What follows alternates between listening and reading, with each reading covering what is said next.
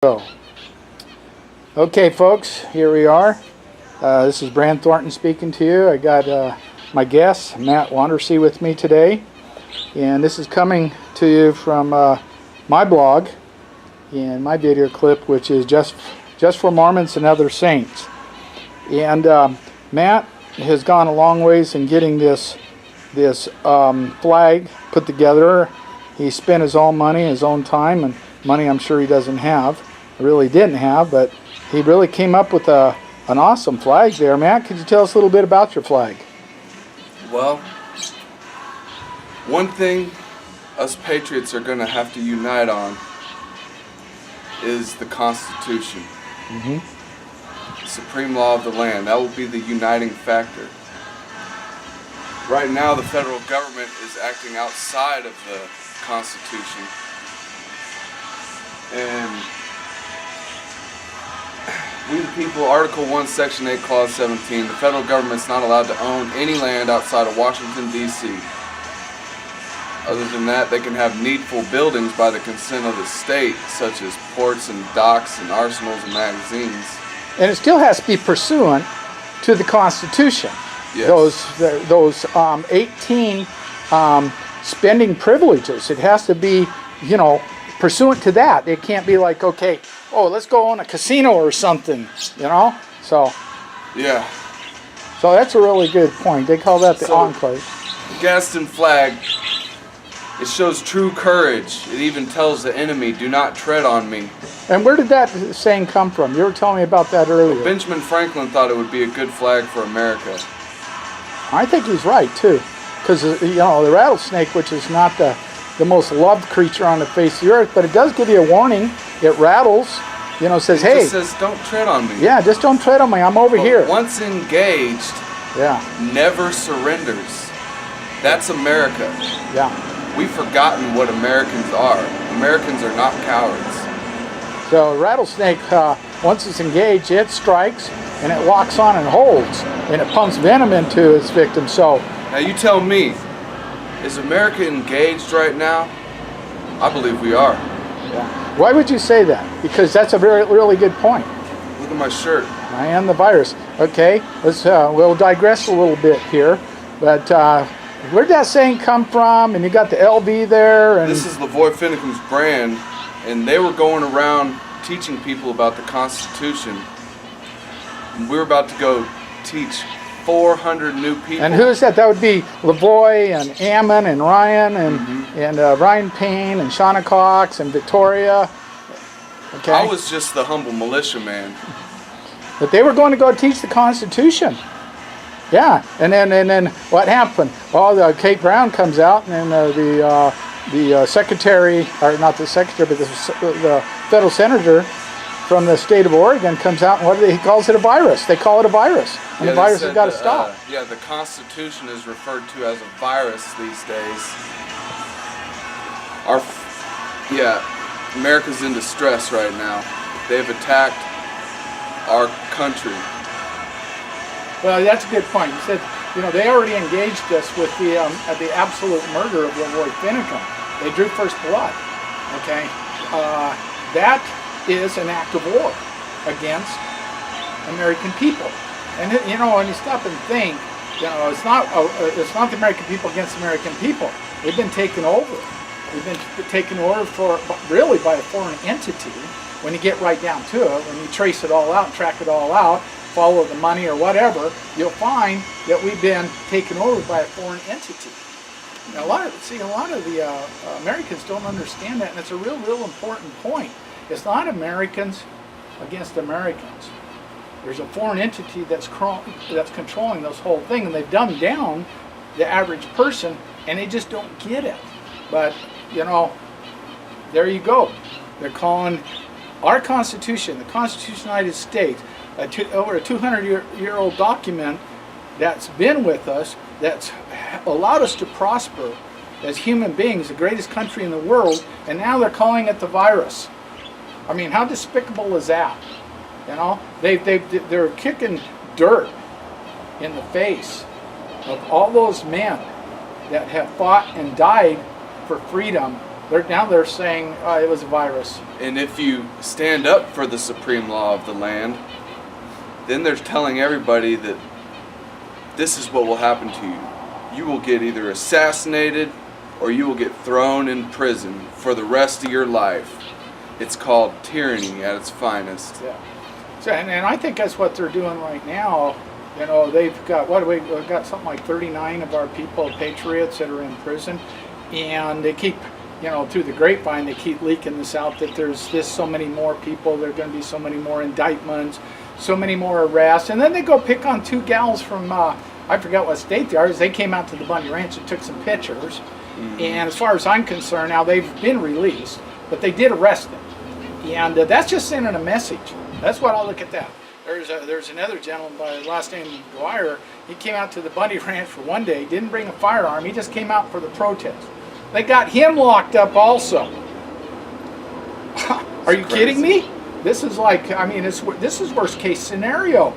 They're sending a message to everybody out there, you know, do not peacefully assemble, okay? Do not exercise your First Amendment rights. They even locked up Pete Santilli, who was a cameraman. He's That's pressed. an attack on our First Amendment.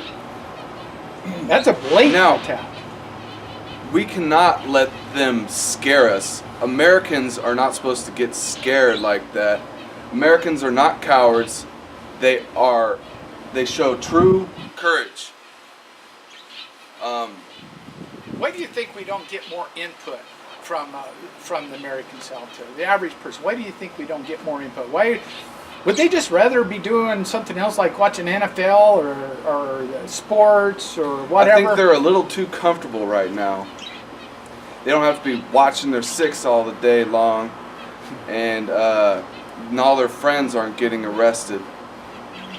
And instead of being scared, we should, as Americans, double down in our efforts for liberty.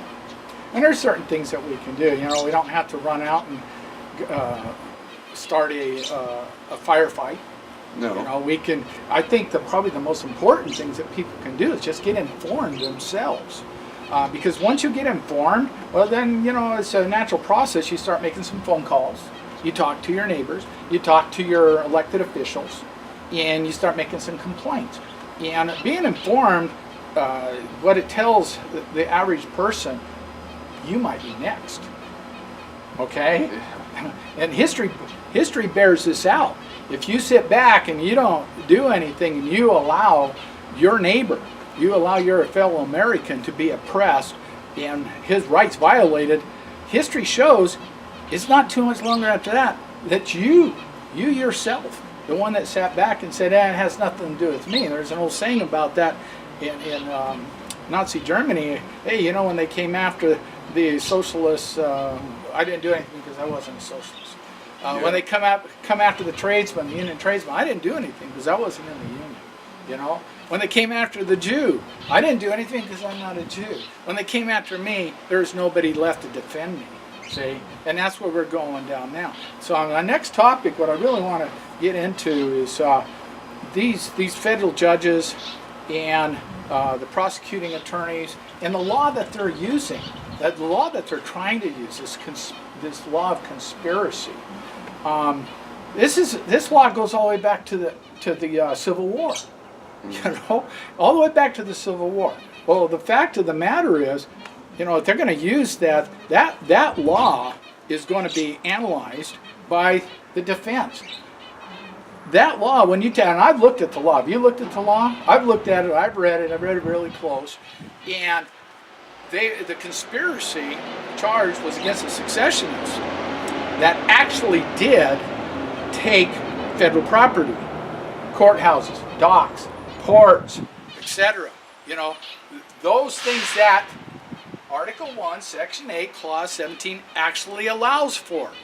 Now, I don't know anywhere in Article 1, Section 8, Clause 17 allows the government to own a refuge. Have you ever, I mean, seriously. And now, and it's just not refuges, but it's all this federal land. Yeah, they say that they own like over 80% of the West. That is totally fraudulent. Yeah. unlawful for the federal government. So what's going to happen when they get, they look at this law? You smell something.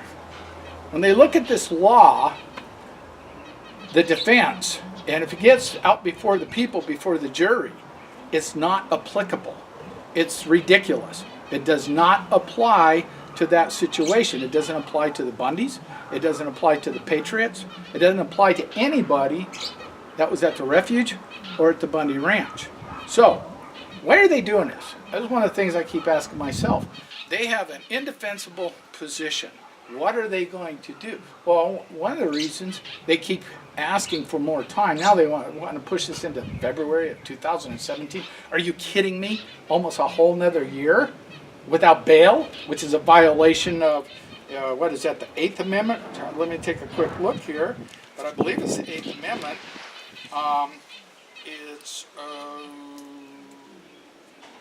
No, it's not the 8th Amendment. Maybe the 6th Amendment. Yeah, I think it's the 6th Amendment. But it says the accused shall enjoy a right to a speedy trial. Okay? Does that sound speedy? I mean, the defense is ready. But it's complicated. It's complicated. What they're going to do is continue to try to give us this false hope. So none of us stand up and do something about it. How many times have we seen this where they throw this carrot out there and they give you this false hope? How many times have we seen? I have seen that over and over and over again. And they keep dragging it out and dragging it out. And after a couple of years, everybody's forgotten about it. They might settle. I don't see them settle in this case. But, I mean, a really good example is the what they call the FLDS there in Texas, those Mormon polygamists. I mean, that was all over the news. They went and took like 200 kids, and they took their genome and this and that, and this huge investigation. And it turns out the gal that called had nothing to do with it. She's from Colorado. It was totally bogus. The complaint was totally bogus, okay? And they went in there and did this huge investigation, and what did they find? They found nothing. Absolutely nothing, okay? You don't hear about that. But it was all over the news, day in and day out for what? At least a month, if not longer. And the end result was they found nothing. Only thing they did is violate these people's rights up and down, and nothing ever came out. I think Matt's onto something here. They're going to keep doing this. They're going to keep throwing a carrot out there, giving you, as you said, false hope. Over and over and over again. False that hope. way we don't do anything. We don't do anything. Because we're too lazy. Yeah. Or now it'll be a good excuse for you to not do anything because we're just going to vote for Trump or whatever. Well, I will say this. I think there are some opportunities that are coming up to the forefront that could really benefit our patriots. And one of them is Trump becoming the President of the United States, just from some of the things that he has recently said.